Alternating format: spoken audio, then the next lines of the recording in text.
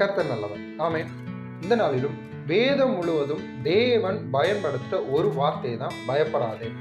ஆபிரகாம்ல தொடங்கி, அதாவது பழைய ஏற்பாடுலையும் சரி புதிய ஏற்பாடுலையும் சரி, தேவன் எந்த ஒரு மனிதனோட பேசணும்னு விரும்புகிறாரோ, இல்ல தேவன் எந்த ஒரு மனிதனோட உறவு வைத்திருக்கிறாரோ, அப்படிப்பட்ட மனிதர்கிட்ட தேவன் உபயோகிக்கிற வார்த்தை தான் பயப்படாதே. சரி, ஏன் தேவன் நம்மை பயப்படக்கூடாது அப்படின்னு சொல்றாருன்னா, 1 யோவான்ல சொல்லப்பட்டு இருக்கிறது, பயமானது வேதனை உள்ளது, பயப்படுகிறவன் அன்பில் பூரணப்பட்டவன் அல்ல அப்படின்னு. இந்த பயம் அப்படிங்கிற காரியம் தேவனுக்கும் நமக்கும் இருக்கிறதான அந்த உறவை பாதிக்கக்கூடியதா இருக்கிறது. தேவனுக்கும் நமக்கும் இருக்கிற இந்த உறவுல ஒரு விரிசல் வருது அப்படின்னா, தேவன் நமக்காக வைத்திருக்கிற அந்த நன்மைகளை அனுபவிக்கிறதுல பிரச்சனை ஆயிடுங்க. உதாரணத்துக்கு ஏதேன் தோட்டத்துல நடந்த சம்பவம். தேவனும் ஆதாமும் உறவாடி கொண்டிருந்த அந்த நேரத்துல தான் ஆதாமுக்கு ஒரு பயம் வந்துச்சு. பயம் வந்தது நிமித்தம் என்ன ஆச்சுன்னா, தேவன் கிட்ட இருந்து அவன் தன்னை ஒழித்து கொண்டான் அப்படிங்கிறதா வேதத்துல நம்ம வாசிக்கிறோம்ல.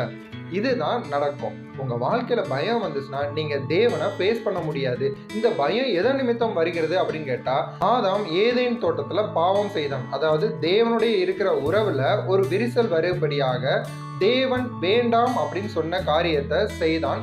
அதன் நிமித்தம் பாவம் பிரவேசித்தது. பாவத்தின் விளைவாக தான் பயம் வந்தது.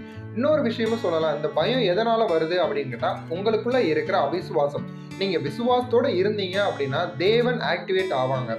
தேவனுடைய அன்புல நீங்க நிலைத்திருப்பீங்க. அப்படி நிலைத்திருக்கும் பொழுது தேவன் உங்களுக்கு தருகிற நன்மைகளை நீங்க அனுபவிக்க முடியும். அதற்கு பதிலாக உங்க வாழ்க்கையில அவிசுவாசம் வந்துச்சுன்னா, உங்களுக்கும் தேவனுக்கும் இடையேயான தூரம் பெரிதாயிரும். அப்ப தேவனுடைய நன்மைகளை நீங்க அனுபவிக்க முடியாது. இதற்காக தான் வேதம் முழுவதும் தேவன் எங்க பார்த்தாலும் யாரை பார்த்தாலும் பயப்படாத பயப்படாத பயப்படாத அப்படின்னு சொல்கிறார்.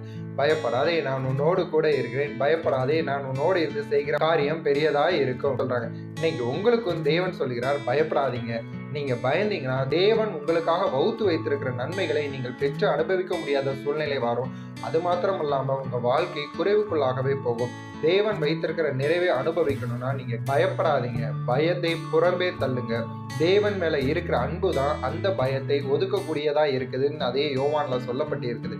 வார்த்தையை விசுவாசிங்க, தேவனுடைய அன்புல களி கூறுங்க, பயத்தை புறம்பே தள்ளி தேவனோடு இருக்கிற உறவுல பலப்படுங்க. உங்க வாழ்க்கை ஆசீர்வாதமாய் இருக்கும். கர்த்தர் உங்களை ஆசீர்வதிப்பாராக. ஆமென்.